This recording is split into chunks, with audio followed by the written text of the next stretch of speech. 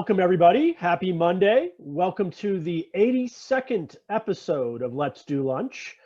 Today is Monday, so we'll be covering the business of streaming. We have a great show here today, as always. As a reminder, our chat is open, so please introduce yourselves in the chat. When you do that, please change the drop-down from all panelists to all panelists and attendees so that everybody can see your introductions. Also, if you have questions for the panel, please put them in the Q&A. That's also on the bottom nav. So there's the Q&A and the chat. All right, so Monday is about streaming. And of course, that means we have our fantastic host, Colin Dixon, with us. Colin, come on down. Hey Ned, good to see you on Monday as usual. And as you said, we have a super panel today. We get to talk to Joanne Waage, who is the GM of Crunchyroll. Joanne, please join us. Crunchyroll is one of my favorite services to talk about. It's a great service, and we're gonna kick it off in just a second. I just want to remind everybody, if you have a question for Joanne, please enter that question in the Q&A window. Do not enter it in the chat window. I won't see it. And I will try and inject your question, if appropriate, into our chat, but there will be Q&A at the end, so please stick around for that.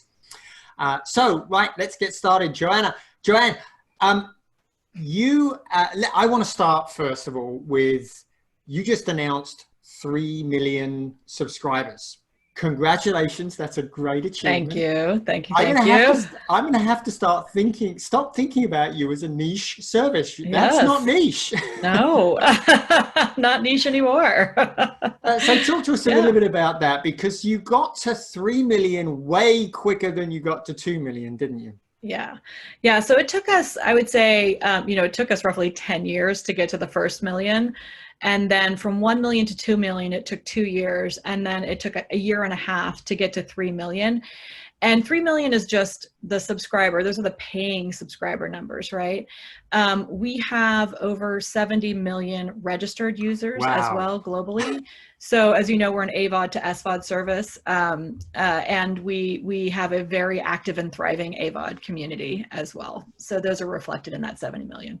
That's pretty awesome. Yeah. Now you have some other news that was announced this morning, but before we get there, I think it would be good for us to talk a little bit about where Crunchyroll came from and what are some of the things that Crunchyroll is doing with community, because I think it's fair to say with Crunchyroll, more than many other services, perhaps any other service, community is at the core of the service.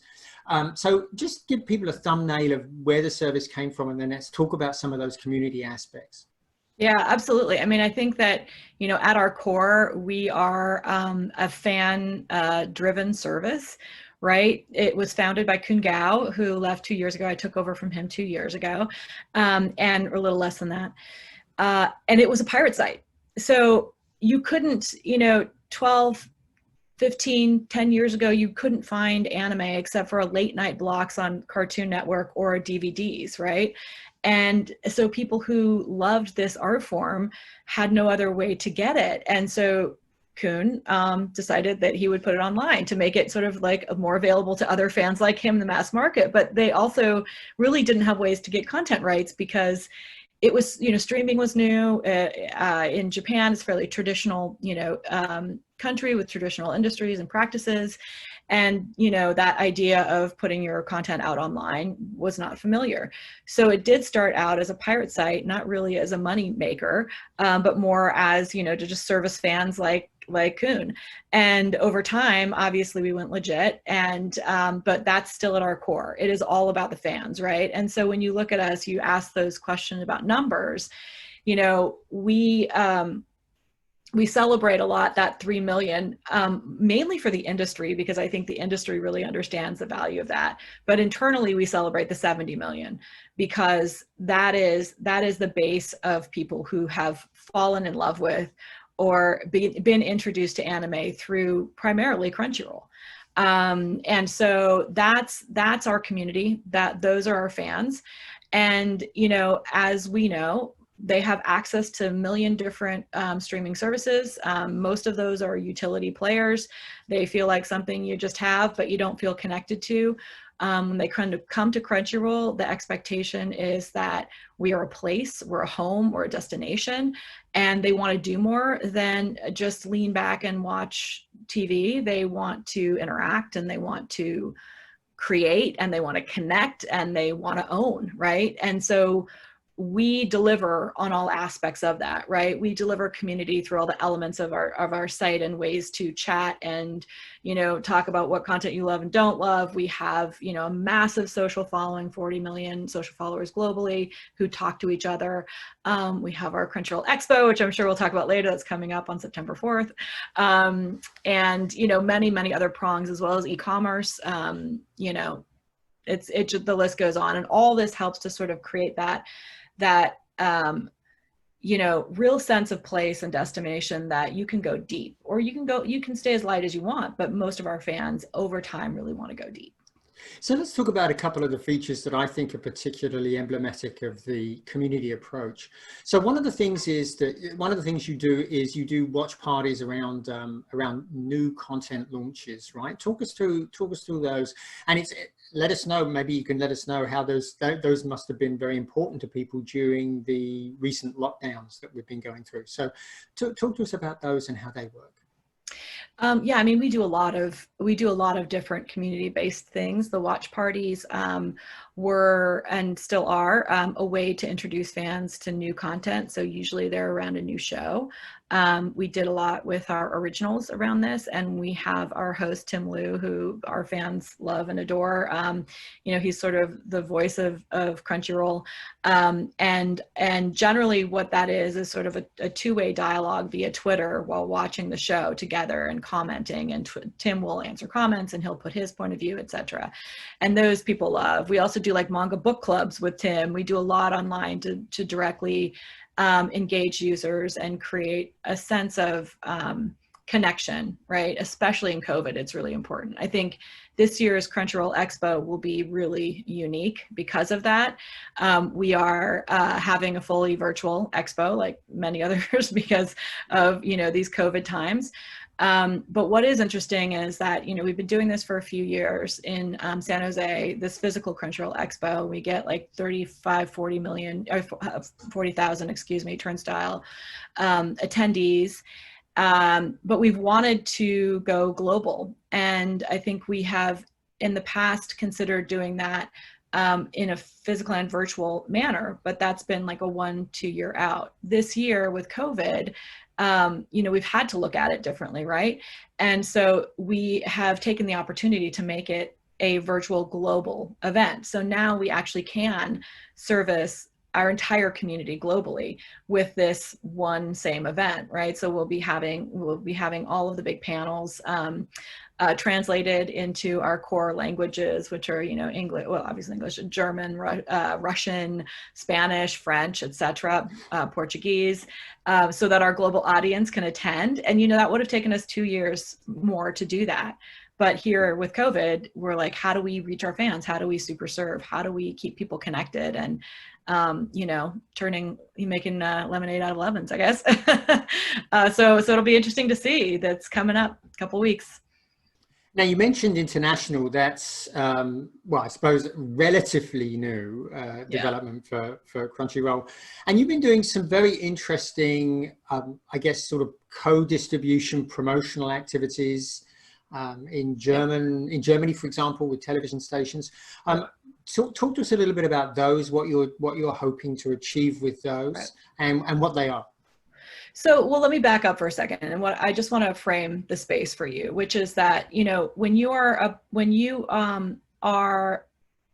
a player like us who has content that is in general non-native, let's just say, to the countries that we serve, we need to introduce people to the content, right? And and introductions can be in many different ways. Often those are actually peer-to-peer, right? That's what that whole fan community is so important for. But the more that we can introduce people to it, the more people will fall in love, right? And the more we'll spread this the love of anime and really adult dramatic animation, because that's what we see it as, and all boats will rise. So we do that in many, many, many ways. We do that through our AVOD to SVOD service, right? So making sure that everyone who wants access can have access, whether it's ad supported or whether it's paid. But it's also how we distribute the content, and then it's also franchise management as well. So what you're addressing is this, how do we put the content out there to the broadest arena possible without also sort of just cannibalizing, our own service or the pathway that we believe creates the greatest value for both the user and the content owner. And so a couple of those ways are, one is through distribution on linear networks, because linear has such a broad reach, but it's also a great promotional funnel for SVOD. So we are doing a lot in linear globally. So we have a partnership here in the US with Cartoon Network and Toonami. We actually we're launching next Monday a block across Latin America that's co-branded Toonami and Crunchyroll on Cartoon Network. That's all anime. So again, with that idea of like opening up that knowledge and funnel. What you referenced in Germany with TNT, we've just launched a Crunchyroll block there. So again, spreading the word. And then of course our partnership with HBO Max is about, also kind of giving those really premium content users a taste, right? Like, how do we take the curious and convert them into, full-blown lovers? That was a delightful discovery when I signed into HBO Max for the first time, and I found there was Crunchyroll right there, listed right side by side with some of the other big brands like HBO, right there inside of HBO Max. Talk to a little bit about how you're programming that content in that, because it's not like this is second-rate content. No, it's great. It's not. It's got top titles like Hunter versus Hunter and a whole bunch of other stuff. So talk to us about programming that. Yeah. So again, that whole idea of sort of opening up and expanding that top of the funnel and the knowledge and the love of this medium.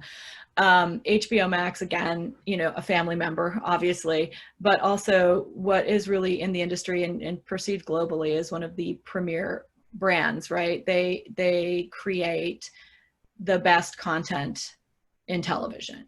And an association with that is very strong. And where the connection is, in terms of the content that we have, it's also incredibly premier content. I mean, this is beautiful, rich, stylistic, amazing storytelling that a lot of people haven't been introduced to. So the opportunity to put content and to program what's called a hub on HBO Max, and a hub is that this content sits under the Crunchyroll brand, so people know it's Crunchyroll, but it's not our entire catalog, right?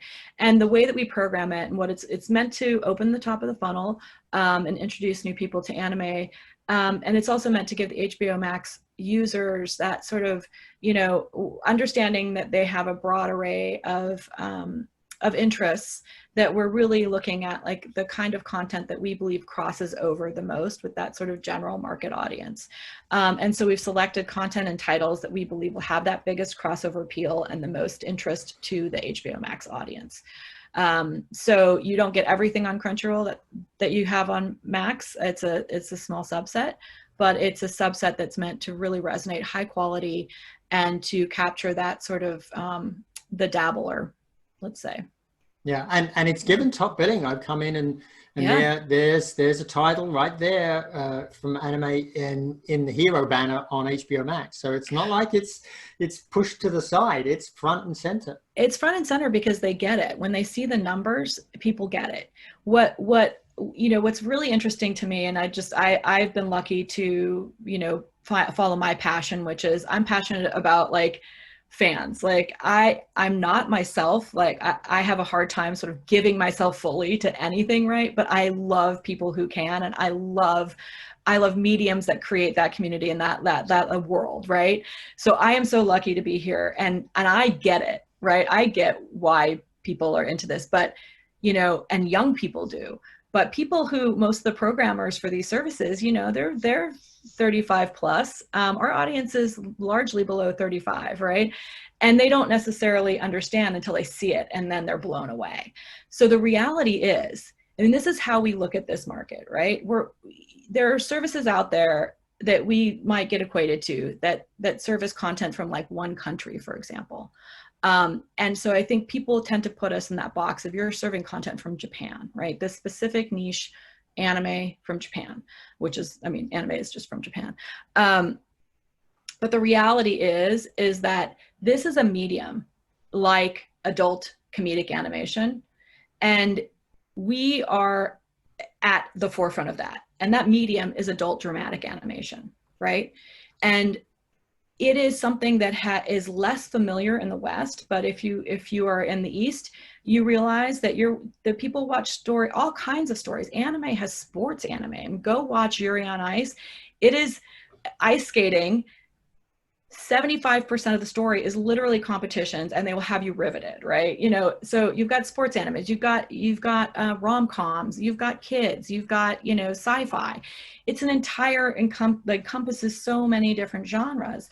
And where we are is that, you know, in the West, we're less familiar with that, but young people are familiar with it because they're growing up gaming, and gaming is, you know, animation, but it's dramatic animation. And they're also kind of sick of these stories. They're kind of sick of the recycled, like, you know, DC and Marvel stories, and they're looking for new stories and new heroes and new ways of telling those big epic dramatic stories.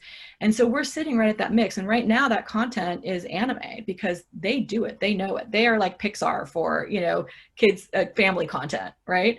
But it's bigger, and it will grow to expand well beyond that, and we're at the beginning of that. And I think that's when you see sort of, you know, HBO Max taking that step in there, it's because through us, they get that value, they understand it because they can see the numbers, they can see what we're doing, and they're taking that leap of faith. But that leap of faith will put them so much farther ahead in this category, just like Fox, you know, Fox was the leader in adult comedic animation. Their name is associated with it, and now Cartoon Network as well. And so that's where we are, you know, people, once they see it, they get it. But until then, they think it's this sort of like odd little niche.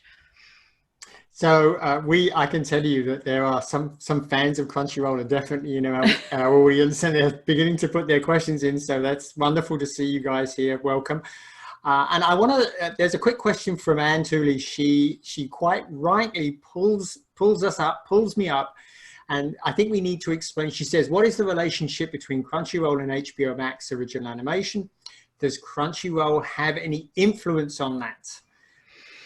On Max's original animation? Yeah. So we work with Max in many different ways. I'm not sure that I can announce in all of those ways that we work together, but we also do work together creatively. I think that's probably as far as I can say.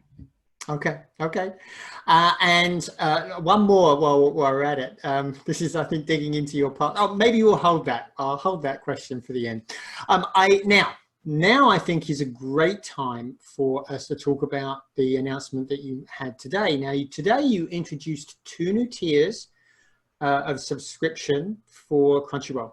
So can you walk us through what you did there, and then let's talk about why you did it? Right. Okay. So we, in the past, have just mainly been free and $7.99, and we have had other tiers that have, you know, gotten wind or not gotten wind, just depending on sort of, you know, how interested we were in really programming them. And we've taken a step back, and we have come out formally with our new tier structure. It maintains the free. As always, we will never not be free. And it maintains the $7.99, but it adds 2 additional tiers, which are, we have fan, mega fan, and ultra fan. And in those 2 upper tiers, we're offering additional features and functionality, some of which our fans have wanted for a long time. Our fans will also notice that we are launching new versions of all of our apps and experiences, and delivering on a lot of requests that our fans have also wanted for a long time. And so the goal there is, again, like, there's people who want more. If we can deliver on that more, we're going to do what we can to do that, and provide sort of a level to each one of our fans who can, who want and can, right? But that it will never be a place where we won't allow, or not even allow, won't encourage the largest volume of users to come in and play. And that's why free for us is probably the most important of all of those tiers. Right. And so I love that. I love at the upper tier, I think the very top tier, you get a Crunchyroll tote bag. You get a swag bag. Swag bag. Swag bag. And I mean, I personally love these things. I used to, I love the surprise in the mail of like, what is it going to be? So each year it's different. And I think that's one of the things I love. I think they upper tier also get access to exclusive merch that the others can't get to, and this I think this is a great way of tapping into this exclusivity, the fandom fever around this content. It gives them a way to really express their passion, doesn't it? Yeah, because I mean, not all viewers of anime would consider themselves a super fan or a mega fan or an ultra, like they're just like, I like it, I watch it, or I really like it, I love it, and it's the varying degrees that you have. And as you sort of move down the spectrum, we have a lot of people who are collectors, they want that, or they want anime in their lives in a different way, right? And so they are looking for exclusive merchandise and things where they can almost like owning a piece of the show, right? Having your name on it in a way. And so we really try and cater to each of those, but not to cut anyone out, right? So creating pathways that allow for the maximum amount of exposure and access to all fans, while also catering to some of those that want, a bit more. Right. So let's talk about content, and I wanted to talk about originals and the importance of originals for Crunchyroll. So tell us what you're doing there. Oh my God, we're doing so much, and it's great. So we started the originals initiative about, I would say, 2.5 years ago. And this really is that, as we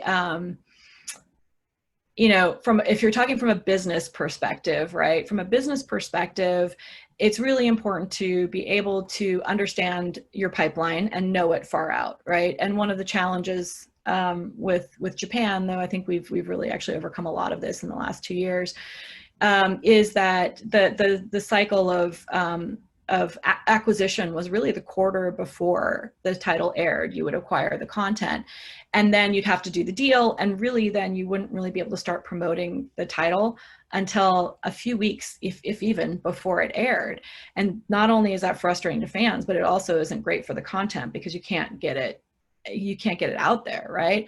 And then as well, it makes it hard for a service like ours to program for the future. So from just that perspective, it was really important to be able to have some control over the pipeline, so that we could market and get ahead of it and know where things were going, so that we could, plan CRX and do all of those things that we do for our fans. So that, from that perspective is really key. But also we see this opportunity to open up the medium a bit. And what is quite interesting is that, if you're looking at the numbers, this is like anime, excluding sort of anime related mobile games, is like estimated in 2018, because they haven't really done there's a working, an organization that estimates the size of this market on a regular basis. And the last one they did was 2018, so $20 billion. But if you were to look at the arc, the change in that revenue that's coming from international versus domestic has completely shifted. And the majority of that is now coming from international, right? As the domestic market, as it just expands through services like ours. And so there's a real opportunity to have influence on the content that's made to shift the pipes that are producing it, et cetera, to produce content that resonates more with that Western audience, right? To create more of it, to you know, push towards IP that might have, you know, more global success. And so, so we see that as a real advantage in terms of like what we can do, leveraging our data to help push the market in that direction and super serve our fans, right? And so originals, a lot of the originals that we do are really that they're working with existing IP in Japan, or new talent coming out of Japan who may, or old talent who wants to try something new that may not be direct from manga. And then it's also saying, we believe that, you know, as I said, if we're at this precipice of, you know, adult dramatic animation really becoming something that becomes consumed on a mass scale, it's not just anime then, it's anime inspired, it's anime adjacent, and it's 1 foot in and it's 1 foot out. And what could be done in that space? And couldn't that be really amazing and interesting and cool too? And so those are the things that you're seeing in our first slate of originals. We've got 14 in production right now. We announced our first slate of 11. The others we're not announcing yet. And it's a whole variety, right? We're the first 2 that just aired, Tower of God, which aired in Q2, and God of High School, which is airing right now, both come from Webtoon IP, right? So those ongoing, originally user generated, but now you would say that they're very professionally done weekly series. And both of them have risen to the tops of our charts, not only because they're great IP, but you know, if you have the data that we have, which is, you know, 12 plus years, we've touched almost every huge title that's relevant to our audience somewhere in the globe. And we have the biggest anime like audience, right? So we're mapping this stuff and we're looking, we're saying like, what are they? What, you know, something shonen. Shonen means like, you know, a certain thing in anime. It's just a young hero, male, you know, story. But not all shonen's the same. Like, and it's got all of these like the sub themes and leitmotifs, and we know what our users love. So we can pick and find that. And so introducing those, you know, they're picking the right ATP coupled with the marketing has shot those titles to the top. And we believe we can keep doing that, right? So those were non-Japanese IP produced in Japan with some of the top studios, but very anime adjacent. And then, you know, we've got others coming fully out of the US, that will Onyx Equinox airing in Q4, which is, you know, both a story and production done out of the US. And then we have completely original IP coming out of Japan. So it's an entire spectrum, and we'll see what works and we'll see what our fans love, right? And we'll go from there. But so far it's delighting them, and that's what we're happy about. Very good. So another area of originals, I guess we could delve into is games. There is a very, very strong relationship between anime fans and gaming. Yep. And you have stepped into that space to bring something new to your audience, which you know that they already love. Talk to us about what you're doing there with gaming. Yeah, I mean, just to frame the market on games too, right? So you have, you know, of that $20 billion, that doesn't include games. There's another $4 billion that we're estimating that sits on top of that 20 billion. That's just anime-inspired mobile games. And if you think of, you know, one hit out of Japan called Fate Grand Order, they, I think that game generates like $1 billion a year, and it's a mobile game, right? So there's a huge opportunity here, and that's an opportunity that we're delving into. We have 6 games in the market. We have 2 more coming out. We'll have a big announcement later this year of a massive IP. And we started originally just dipping our toe in the water as sort of like a marketing partner, but now we're moving fully into live ops and full-blown publishing of these games here in the US and expanding out globally ex-Asia. So we expect that, you know, 90% of our audience are gamers. It is a highly adjacent category. 90%. 90%. Wow. Self-proclaimed gamers, 90%. I know. So I'd say it's highly adjacent. Yeah, I mean, we wouldn't be serving them if we didn't, you know, try and deliver on this market as well. So you will see more from us along these lines in the next 6 months for sure.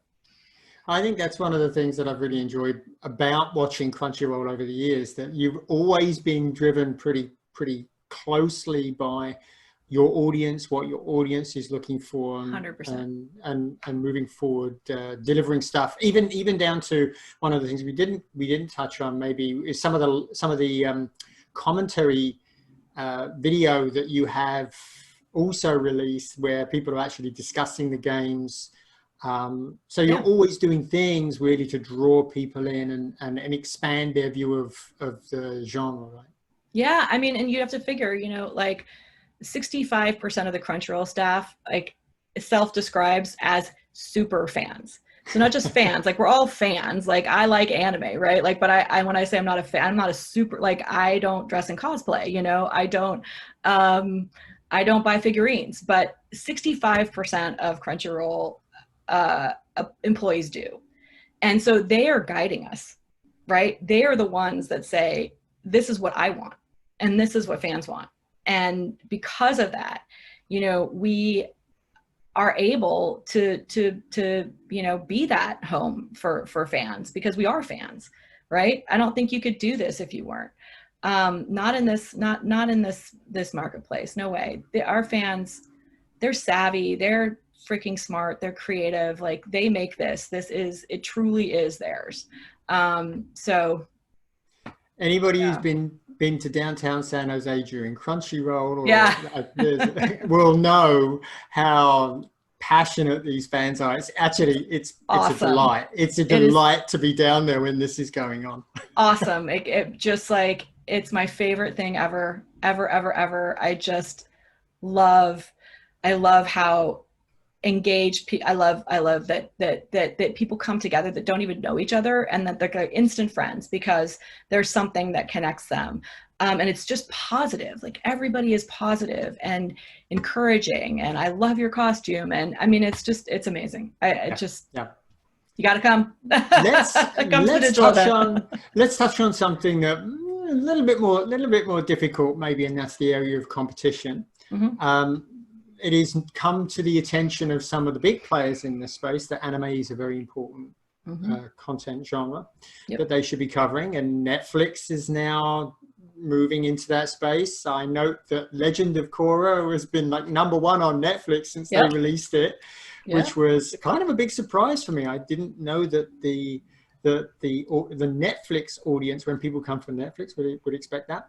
We've also seen Amazon introduced Strike, and then I think it didn't even last a year. I think it was gone within a year. Yeah. So I'd love to hear your thoughts on how you think about the competition, like people like Netflix and Amazon getting in or getting out, or what have you. How do you think about that? Well, I think it's just validation, right? Like the fact is that Netflix uses, intense algorithms to decide what to buy and how much to spend and all of that. And they see it just like we see it. Right. And so what I would say is that I do feel like it's healthy, because the more that there is attention on this category, again, I firmly believe in all boats rising, right? What we do at Crunchyroll is we do a lot of things that don't maybe necessarily only benefit us, they benefit the whole industry. And that is because we really believe that it's bigger than just one service. Meaning we believe that this is a medium that can be much bigger than adult comedic animation, much bigger, because it has, adult comedic animation is just comedic, right? This is, everything across the genres. So,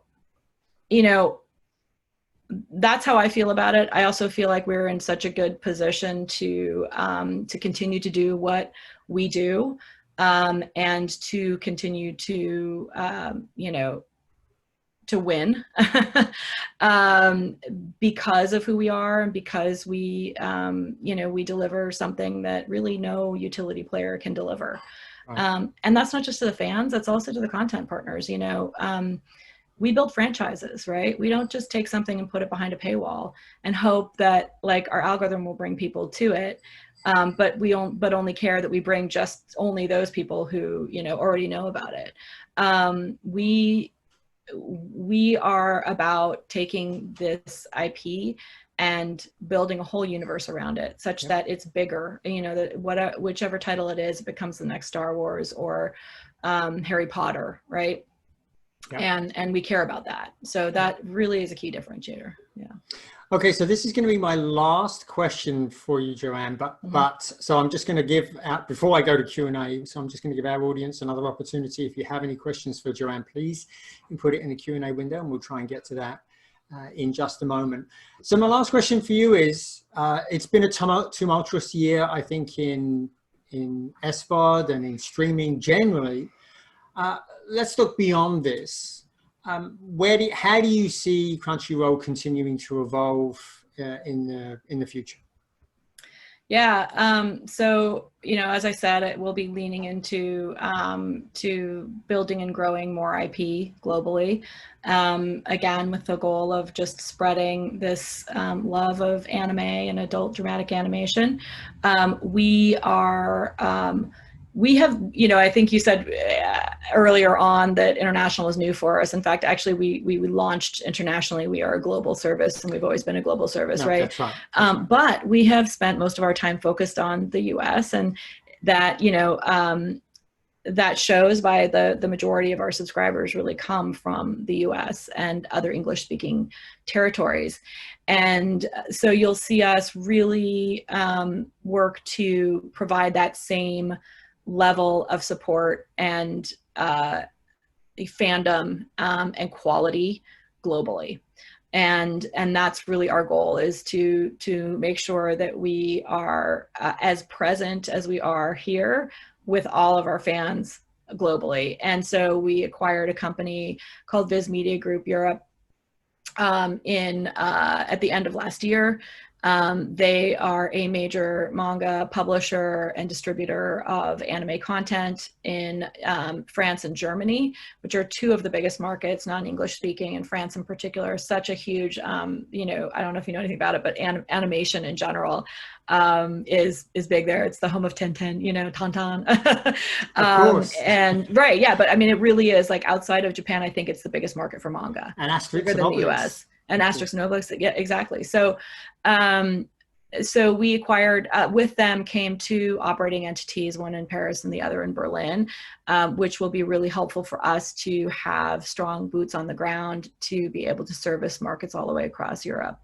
And then, of course, you know, with proximity to Latin America, we've been doing a lot in Latin America this year. We finally localized in Portuguese, and it's been amazing, and our fans love it, you know, so we'll continue to double down and support, you know, on the ground fandom and in language, and, you know, even programming to the specific cultural differences. Yeah, and David Bloom just reminded us that we shouldn't forget Mobius and Mulberry and Cowboys and Aliens. Exactly, right? I mean, it's like, France is like amazing, and it's just that idea that market is the biggest market outside of Asia. It's bigger than the US for manga. Yeah. So okay, so let's put the poll up and let's get to some audience Q&A questions. So why don't you be answering that poll as we chat further. So first question is from Mark Rashba. He says, how excited is Joanne now with the latest huge growth for Rakuten Viki channel? I gather you were there before. I was. I am so excited about Viki growing. Right after I left, I like to take some credit for it, but I don't know if I can. You know, the biggest competitor was Drama Fever, and Warner owned, closed them down. And that's really given a ton of wind to Viki, but also just in general, I love Viki. I'm excited to see it thrive. And I definitely took a lot of what I did there, setting up a programming strategy, et cetera, to put it in a leadership position, bringing that to Crunchyroll. So very happy good. to hear. Here's a very interesting question from Bryce Coleman. Bryce, he works for Grace Note, and Grace Note, of course, has been on the show, and he's asking. He says he's really enjoying the discussion. I wanted to ask what Crunchyroll is doing to optimize things like search and discovery and catalog consistency across the various platforms, i.e. Roku, Amazon Prime, HBO Max, etc. That's a perfect question for Grace Note. So we are basically rebuilding the entire Crunchyroll experience, leveraging the platform that we built for Verve, which is our sister company.